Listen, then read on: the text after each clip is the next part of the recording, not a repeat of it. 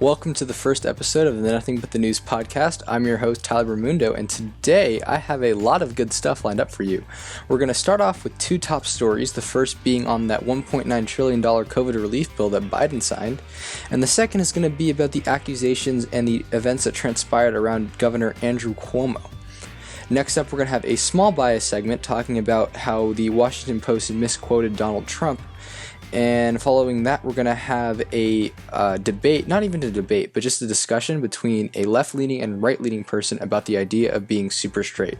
Lastly, I have a small little clip about this one post that had two different sources report it and seeing what people say on each source. And that is what your show is going to be for today.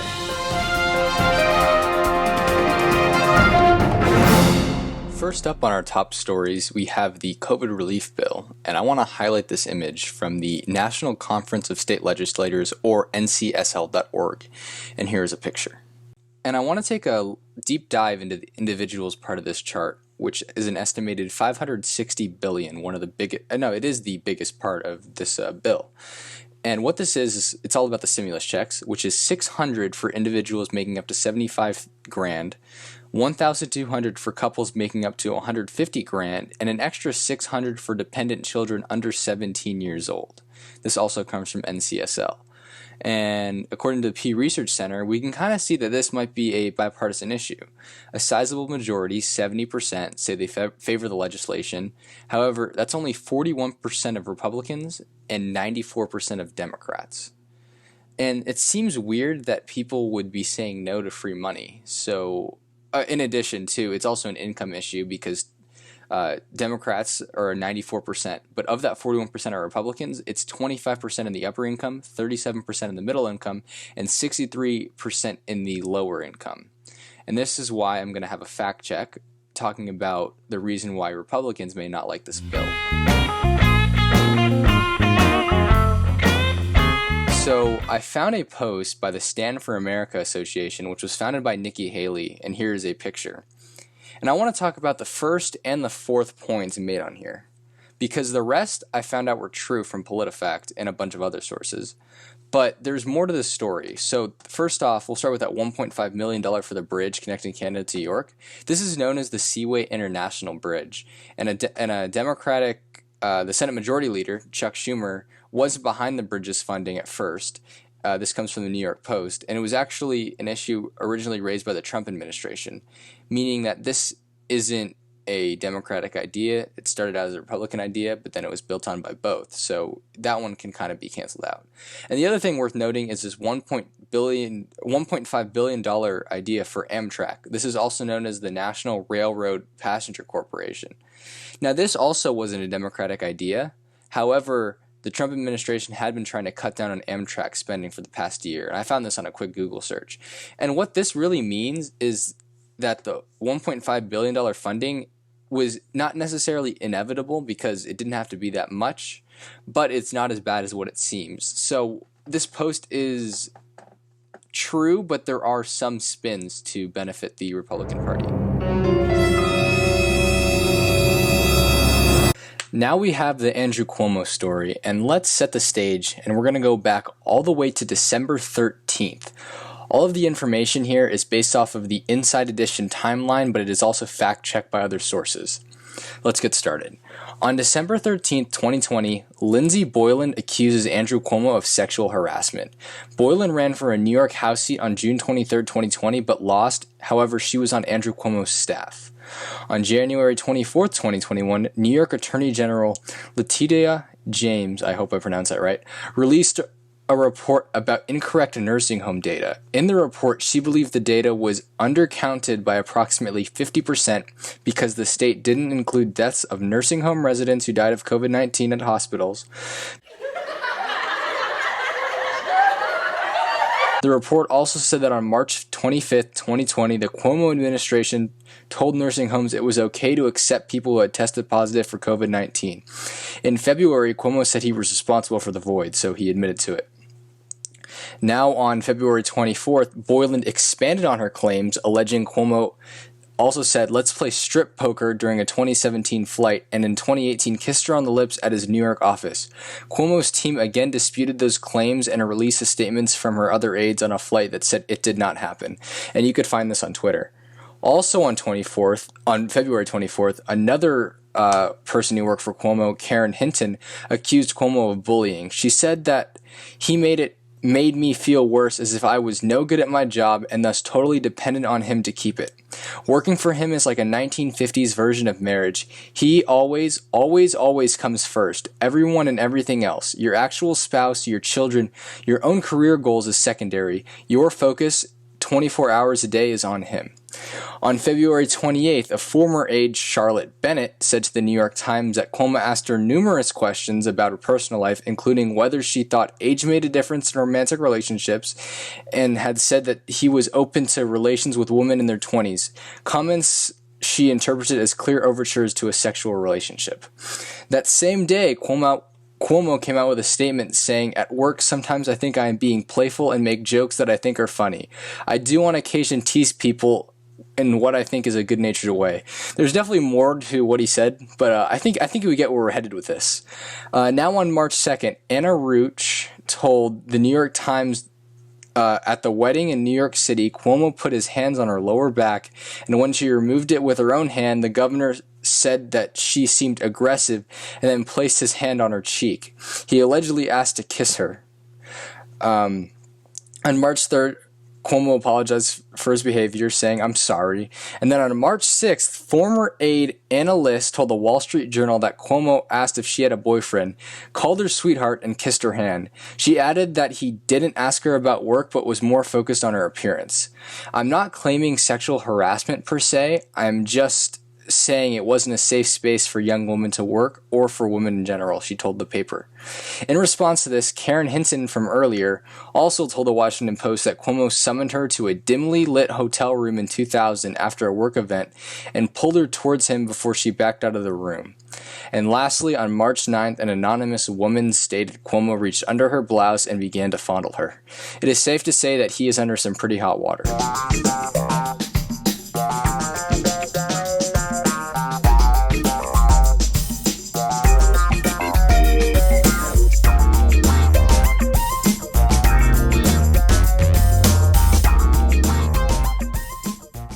For this bias, I'm going to set the scene, and essentially what happened was the Washington Post had a call with Donald Trump and misquoted him. And I'm going to give you two news sources, one from the right and one from the left, talking about the reaction to this. And the first one I have up is from Fox News, which is a right-leaning source, and this is what they say. The Post initially reported Trump had told an official working in the Georgia Secretary of State, Brad Raffensperger's office, to find the fraud in the state, which he lost narrowly to Joe Biden, and that she would be a national hero if she did. However, a newly emerged recording of the December 23rd call found out he didn't use those words. Instead, Trump said she would be praised when the right answer comes out, and encouraged her to closely examine mail-in ballots in the heavily blue Fulton County. They go on to say it is, quote, unrealistic. So many sources would be so wrong about the same thing. It's more like competing news outlets spoke with the same anonymous individual or individuals, which leads to uncomfortable questions about whether the media were merely fed bad information or were unintentionally manipulated. This comes from Beckett Adams. And he also wrote, "How does one confirm something that is not true?" University North Carolina professor and media ethics guru Lois Boynton feels news outlets that use the Post's find the fraud information need to address the gaffe. For the sake of transparency and credibility, it would behoove them to acknowledge their error, issue a correction, and revisit their procedures to verify information. Although it's one of the several statements attributed to Mr. Trump, misquoting or misinterpreting one statement can affect the believability of other attribution, Boynton told Fox News. This is the kind of issue that has a ripple effect on the reputation of all media outlets. Trust is hard to come by these days. So yeah, all of this comes from Fox News. However, I'm going to go look at the Washington Post itself, as Eric Wemple posted an opinion article on this topic. Wemple is a media critic for the Washington Post, and in his article he says, "We asked the Post about claims that the newspaper's action amounts to a retraction in its reliance on one source for the quotes. In a statement, the Post responded, 'We corrected the story and published a separate news story last week at the top of our site and on the front page. After we learned that our source had not been precise in relaying President Trump's words, we are not retracting our January story because it conveyed the substance of Trump's attempt to influence the work of Georgia election investigators.' That it did. Misreporting the words of the highest elected official in the land is a serious lapse, and one that in this case seems so unnecessary. The existence of its call itself is a towering exclusive. When it comes to phone calls, the only good sources are the ones who are dialed in. The former president's partisans will attempt to memorialize the Post story as fabrication or fake news, but a central fact remains. As the journal's recording attests, Trump behaved with all the crooked intent and suggestion that he brought to every other crisis of his presidency. Now it is up to you to decide what you want to believe and what you don't want to believe, and that is your bias segment." I got something for you guys. Back on March 1st, there was a video on TikTok that blew up calling themselves super straight.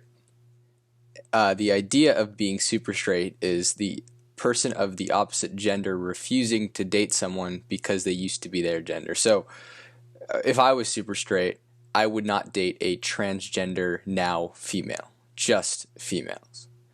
So I don't know if this started as a joke. I'm seeing a bunch of mixed ideas, but now there's a whole movement on being super straight.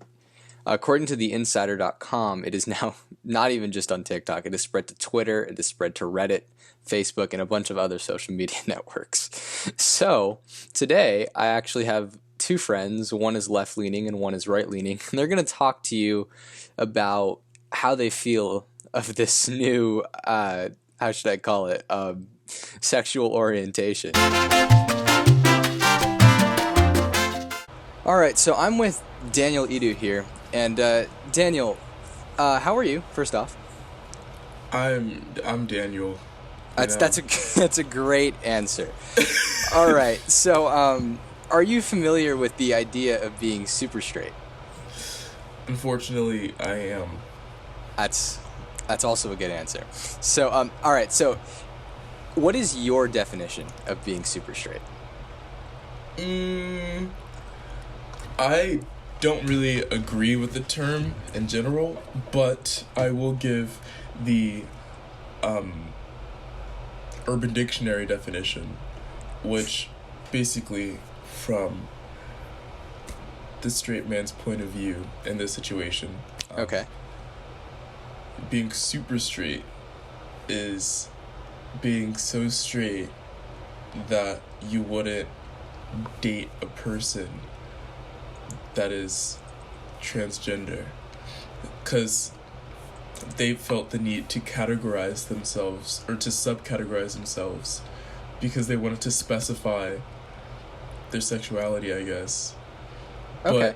But at the same time as doing that, it was really, I'm going into it, but like, it's really wrong and hurtful to the transgender community. And I'm not saying like just because like you're straight doesn't mean that you have to date people that are transgender, like at all. Like, you have your preference. Like, personally, I probably wouldn't either, but I just feel like calling myself super straight because I don't want to date girls who like weren't always girls is kind of messed up to refer to them that way, because they don't like that. Like, that's not right, because to them they were always girls, Okay.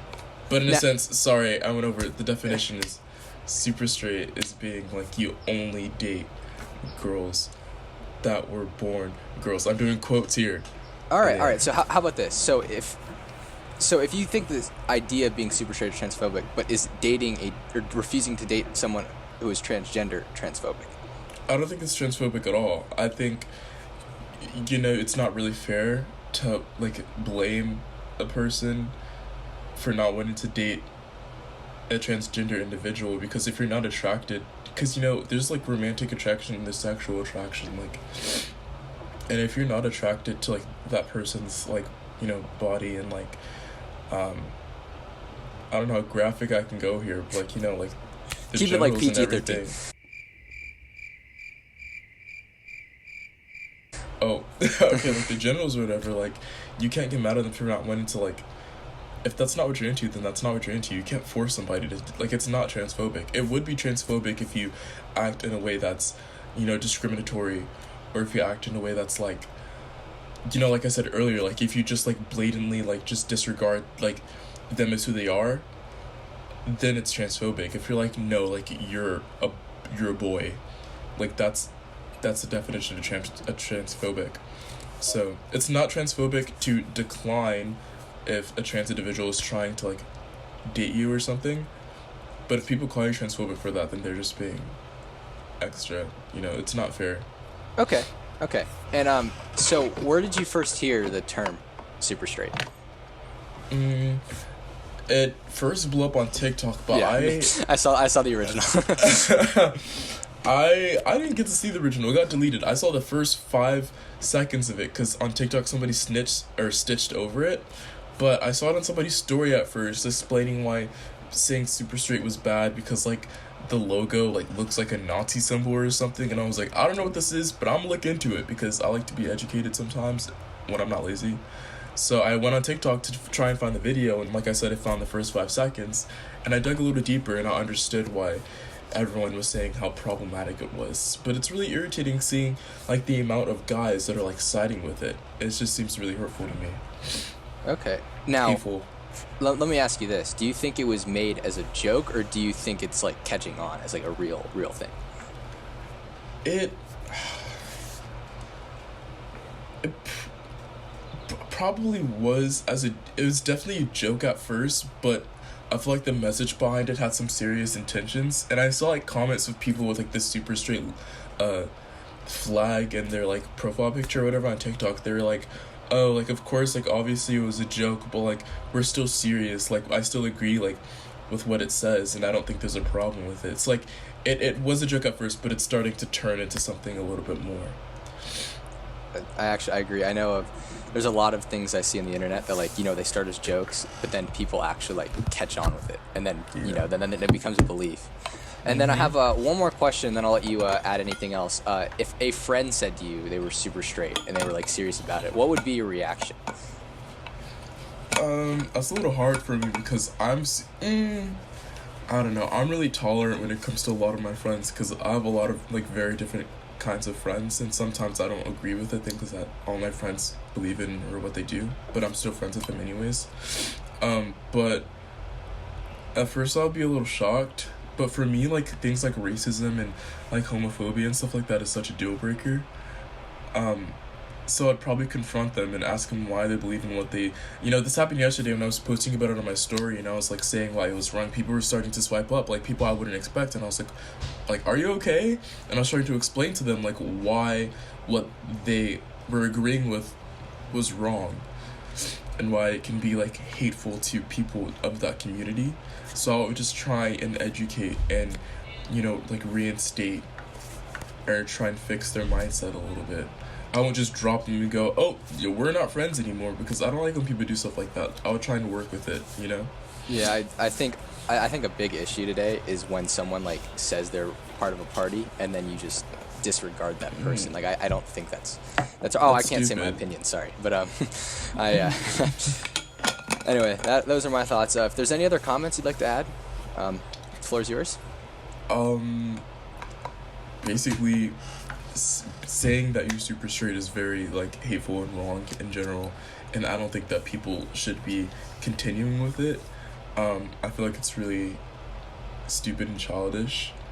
People are saying it's ironic because they're like, oh, we're just saying, or I don't know the right word right now, but they're just trying to like twist it around. I don't know. Basically, it's not it. This whole super straight thing is not it. Even all right, word, like, from the words of Daniel Edu, it is not it. That's what we're concluding with. Anyway, thank you for doing this. I appreciate it. Of and course. I hope you have a great day. Tell me a little bit about yourself. Well, I got into politics really at this recent election of 2020. Just as the same as you, I just couldn't understand how one political candidate, Donald Trump, could be so polarizing. How you have a left-leaning station such as CNN going so far just to bash him on every level. and then Fox News, who's a little more independent but still right leaning, and they're at the end of the day the ones protecting him, defending everything he says. And it's so like weird how they are running the same story but have a completely different view. So I just kind of took interest in that. My dad is always into politics, and for the longest time I was like, oh, don't talk to me, like I don't care. But in this recent election, that's when I really started to get into it. Okay. All right. Now, have you heard of the term super straight? I have. Yeah, I know that's a trend going on TikTok. I'm not huge on TikTok, but I have seen the videos. And yeah, it's pretty interesting, actually. So, if you were to define it in your own words, how would you describe being super straight? Being super straight, the guy who posted the video, I know it's blowing up over there. In my opinion, it's more of a satirical kind of thing. He's trying to show the hypocrisy of the LGBTQ plus community, which I understand. But at the end of the day, I believe it's a satirical take on their personal opinions. And at the end of the day, I think it's more of a mockery than it is an actual movement, as they call it. All right. So, would you consider this movement to be transphobic in any way? I actually would not, because essentially it's taking the LGBTQ plus community's logic and just using it against them in the satirical way, like I said. But when that community, there's pushback against it, it really takes it into perspective, like, well, why? Like, you need to understand the why. Why is there pushback? Because it's a similar concept as to what they preach, but there's getting pushback just because it's something that they don't agree with at the end of the day. And that's kind of where I take issue with it. So, if a friend said they were super straight, how would you react? If they told me they were super straight, I honestly brush it off, because I would imagine that they were just saying it to mock kind of that community, and I wouldn't take them super seriously. So you're thinking the reason it was made was as a satirical, just kind of joke kind of thing, but would you say like it caught on, like now it's a real thing? I would say some people, especially in today's age, 2021, people on TikTok, they're trying to just go viral, gain popularity. And I think a lot of people are using the super straight movement to go viral and to gain popularity, get monetized by TikTok and all these other platforms. So I don't believe it's a serious thing, like you're trying to say. But it's, at the end of the day, it's what people are trying to do. And I personally, I don't agree with it, but at the end of the day, they can do whatever. And then I think I don't know if I asked this like directly, but what was the first time like you've heard the term? I think I saw the original TikTok. It was by it was an Asian American man with black hair, and he was breaking down what super straight meant. Like if I'm straight, I'm called transphobic by the LGBTQ plus community, and I'm identifying as a super straight, so I'm not called transphobic because it's my own sexuality, and I took that as kind of a mockery or satirical. Yeah, and I'm on super straight TikTok right now, and I see thousands of comments like on every single thing I look at. It doesn't even have to be related to politics, but I just see that super straight movement. And I guess the last thing I would ask you is if there's any other comments or any other commentary you have, let me know. Based on the super straight movement? Yes. At the end of the day, it essentially is outlining the hypocrisy of some of these tolerant people in the LGBTQ plus community, because they preach tolerance, like acceptance. I actually saw a video. It was on the University of Michigan campus, and there was about a 30-year-old Caucasian male, and he was asking these university kids questions. And he's like, "What if I identified as a woman?" And they said, "That's okay with me," which is essentially today's standard. But he said, "What if I identified as a 70-year-old grandmother?" And the people's response, they said, "Well, I don't agree. I don't agree with that. You don't seem like it, but if that's what you feel like, that's okay." And I think in today's world, we've really sacrificed logic over not trying to offend someone. And that's kind of being an issue today. And I think overall, compared to my dad's generation, my grandpa's generation, we become a little bit more softer based on these societal standards. Okay, and one more thing. I did not ask Daniel this, but I think with the direction this conversation was going, what would constitute your definition of a transgender? A transgender is someone who either takes the puberty blockers at a young age or makes hormonal changes, specifically genital mutilation, as in a full surgical reconstruction, and has completed their transition. I wouldn't say someone who's transgender is a man in a man's body, has all male traits, male parts, and is just calling themselves a woman. That to me is gender dysphoria and not being a transgender. So like you can't just one day wake up and like think, oh, I feel like a woman today, right? I don't believe that. No. All right. Well, I think that's all I have for you. Thank you for being on, and I hope you have a great one. Yeah, you too.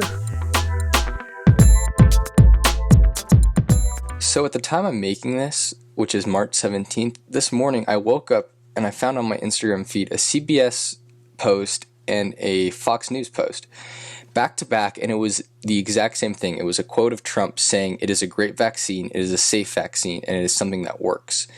And here are the top comments on the Fox News post. That comment was also followed by a freedom of choice. They seem to have left the important part out.